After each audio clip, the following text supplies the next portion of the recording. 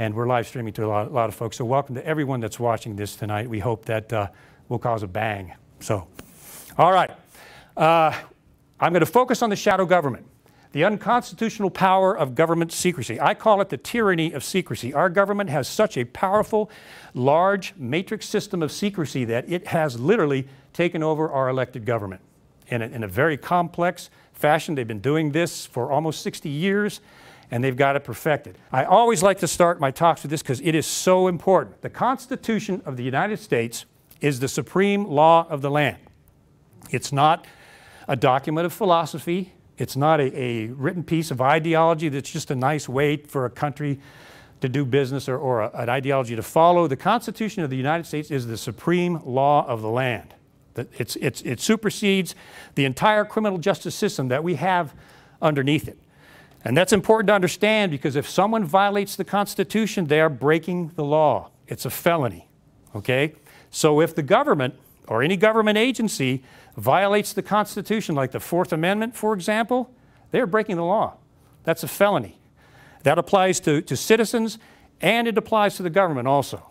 So if we remember that, we understand that, we're going to want to hold some people in Washington accountable for some of the things that are going on there. I mentioned that the shadow government and the deep state are two different entities, although they are joined together in this vast matrix that we see in Washington, D.C. and beyond. The deep state is the secret government, all of the secret intelligence agencies that are functioning in the dark behind the scenes. That is the shadow government. And it binds much of the deep state with secrecy, secret oaths, secrecy agreements, and other things that bind a lot of large contractors and others from saying anything about what they see. The deep state, however, is the system, and you can see I put a $ on system. The deep state is a system behind government. The military-industrial complex, I'll be talking about that. The currency of the shadow government is the power of secrecy, fear, and intimidation. That's the shadow government. I know because I was a part of that. I was a counterintelligence officer, interviewer, and that's how it works. The currency of the deep state is money, power, and greed.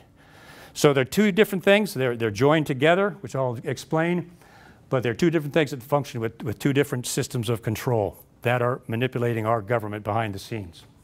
Let's look at this.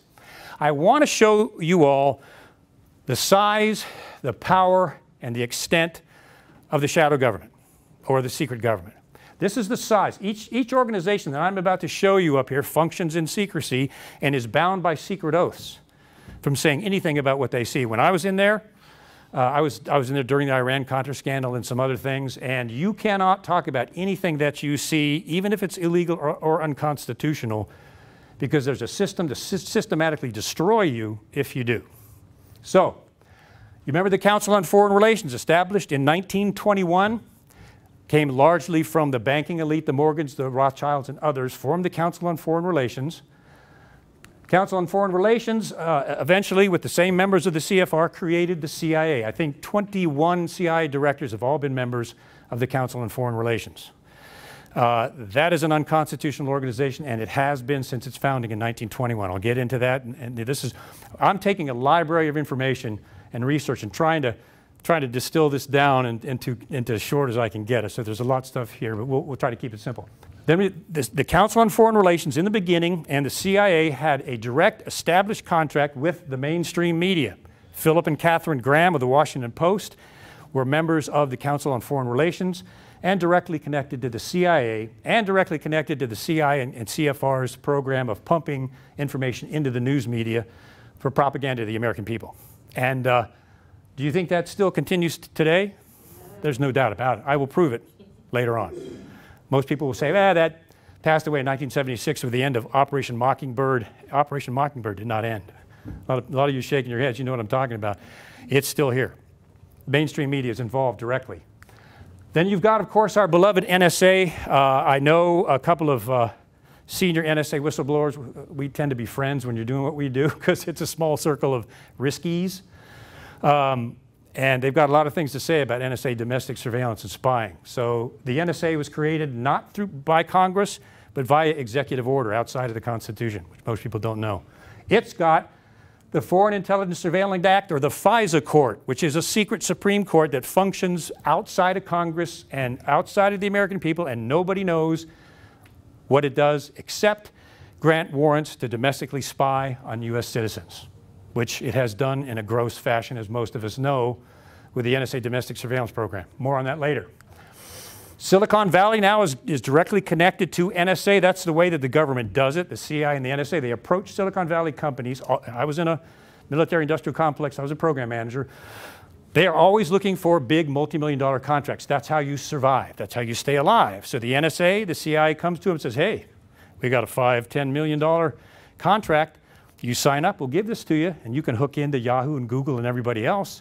And you know, it's worth, in this case, about $500 million total. So your average program manager says, I'll take it, and they sign up. What the CIA and the NSA do then, because I executed thousands of these, they make you sign the piece of paper. Okay, you got this multi-million-dollar contract, but you cannot have access to anything until you sign the secrecy oath or the secrecy agreement with the CIA and NSA, which threatens you with administrative action, termination, or prison.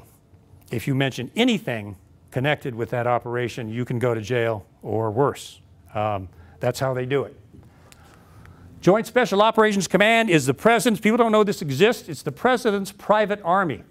The President of the United States can send the secret JSOC out into any country, and I think they're out there right now, into any country to conduct a special secret operation against that group of people to neutralize or whatever needs to be done in secret. That's the JSOC. The Director of National Intelligence, 17 federal agencies made up of tens of thousands of people are engaged in the shadow or secret government. 17 different intelligence agencies are part of the shadow government. It's massive. I'll show you the size here in a moment. Department of Homeland Security has its own secret branches. Department of State has its own secret branches. You remember when Secretary Hillary Clinton secretly ran guns into Libya, Benghazi, without anybody knowing about it, without Congress knowing about it? Those guns were given to the Free Syrian Army in Benghazi and eventually up outside of Syria. The Free Syrian Army, claiming to be moderate Islamic rebels, many of them morphed into, guess who? ISIS. ISIS is now using U.S. tanks, U.S. weapons, and trained U.S. fighters, some of which, they got some of the weapons from Iraq when we bailed out of Iraq, but a lot of ISIS branched out of the Free Syrian Army, and they have a lot of our weapons that they're using that we sent over there. That was conducted in secret. Did anybody here vote for that? Did anybody here vote for arming the Free Syrian Army in Syria with weapons? I don't see any hands. I never do, because we didn't. We didn't even know what was going on. That is the shadow government.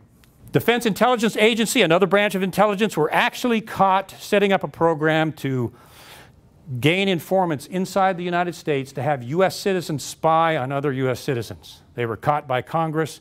The program was shut down. They were directly involved in the torture program, which was more than waterboarding, by the way. People died. It was a lot worse than just pouring water on people's heads.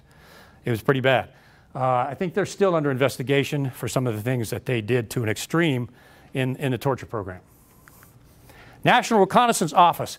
All the satellites that are around the Earth, the spy satellites, the technology of which would blow your mind. So I'm just not going there. Let's just say that's another branch of the shadow government that's up there circulating around. And the technology that is out there, all the way down to nanotechnology, is mind-blowing. The National Geospatial Intelligence Agency, most people don't know this, but they approached Google and they assisted with a contract and paying a lot of money to help Google set up Google Earth. So, and we all know what Google Earth can, they can come down and see what kind of tomatoes I'm growing if they want to. So the NGA, do you think that the federal government has a hand in Google Earth and coming down and looking at your house and your barn?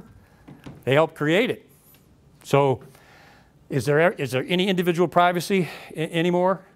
It's gone. It's dead. What they can do is incredible. And it increases by the quarter. National Geospatial Intelligence, the FBI, warrantless search program, where they can break, Robert Mueller authorized this, where they can break into your house without a warrant, search your house, and leave without you ever knowing they were there. Gross violation of the Fourth Amendment. I'll try to keep this short, but Robert Mueller testified under oath, fabricated 3 times. They only broke into Americans' house 47 times. They came back and said, well, sir, we happen to have evidence that it was probably more like 2,000. Now he's under oath. Oh, okay, it was 2,000. Or, sir, we have evidence that it's even more than that. Well, they got him up to 4,000 times that they'd broken into Americans' homes without a warrant. Finally, when they got him above that, they said, Director Mueller, you're not being straight with us. How many times has the FBI broken into Americans' homes? If you can imagine, his response was this: I don't remember. Okay. Do we buy that one? I don't think so. Under oath. We'll get into that a little bit later. So here we've got the shadow or secret government. I will get into the magnitude of this thing, the power of this thing, the unconstitutionality of this thing, and it is mind-blowing. That's just the shadow government. That's not the deep state. This is the deep state.